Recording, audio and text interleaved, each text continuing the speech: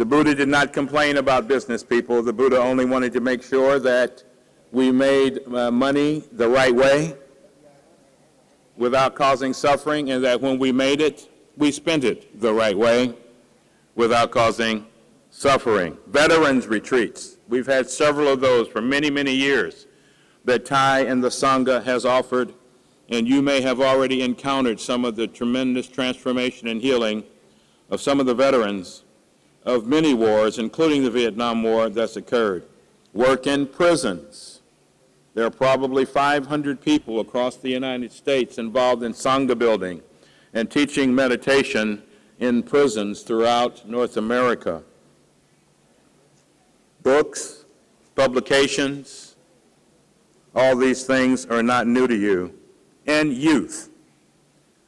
Getting young people together for camps and songs and art and poetry and yoga and meditation practice, and is a very successful, continuous gathering of young people.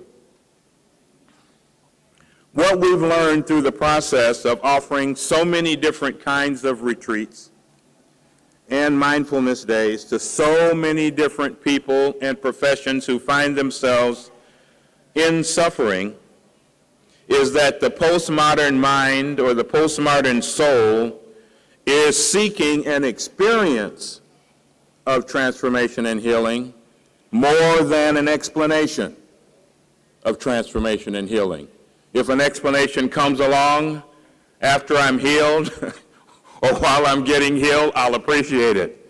But first, the modern mind wants the experience of healing and transformation more than they want the explanation of healing and transformation. The second, this is not a matter of conversion. It is a matter of offering clarity, practical relevance, and humble sincerity. I can tell you, walking into a room of several hundred police officers, all of whom were very skeptical about the practice, about mindfulness, about meditation, and left that 4-day retreat very excited with the mindfulness trainings in their pockets. Was a transformational encounter. So it's about application. It's about translation. Scholarship is important, but not unless it can be applied to the suffering that is pervasive in our time and space, so that we can untie the knots that some of us have talked about this week of hate and greed and ignorance. So the true value of the teaching, as it's always been, is not trapped in the form of its delivery. Skillful means is one of the fundamental teachings the Buddha has already given us to help living beings relieve their suffering. So in the midst of these very concrete retreats and mindfulness days, and offering the practices of sitting, walking, eating meditation, lying meditation, and deep relaxation, Dharma discussion, deep listening, loving speech practice, we have found in the midst of this, sometimes, the Dharma gates of liberation open wide, and people find themselves not only healed, but find themselves transformed.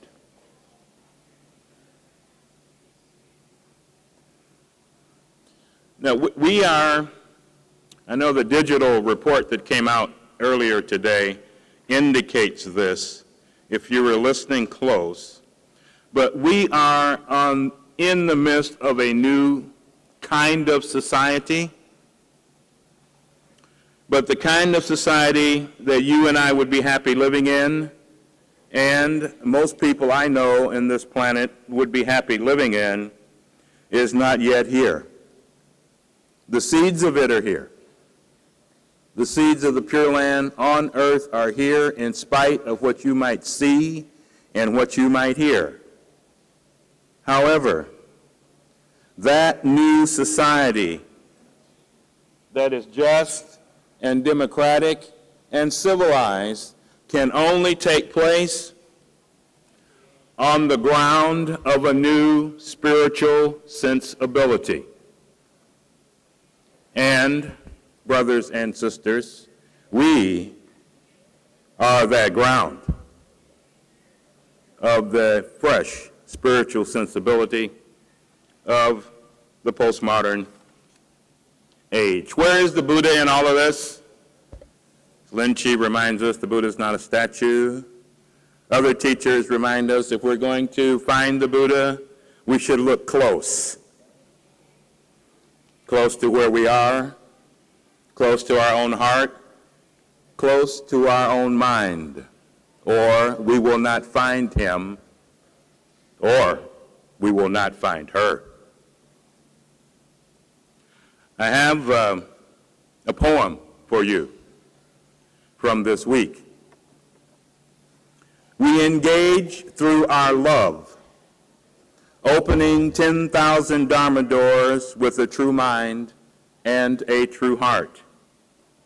What do we call this urgency, this Buddhism? It matters not.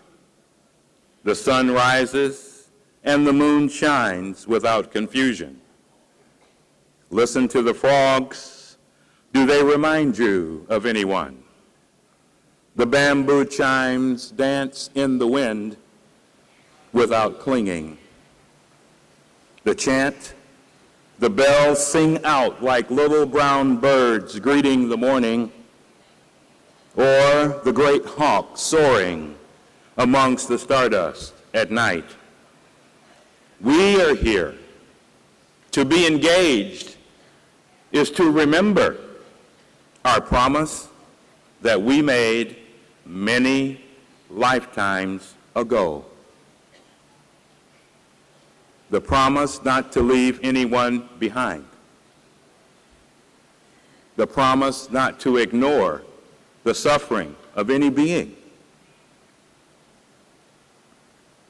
The promise to always remember our noble calling has not changed. It is still, wake up, wake up, wake up.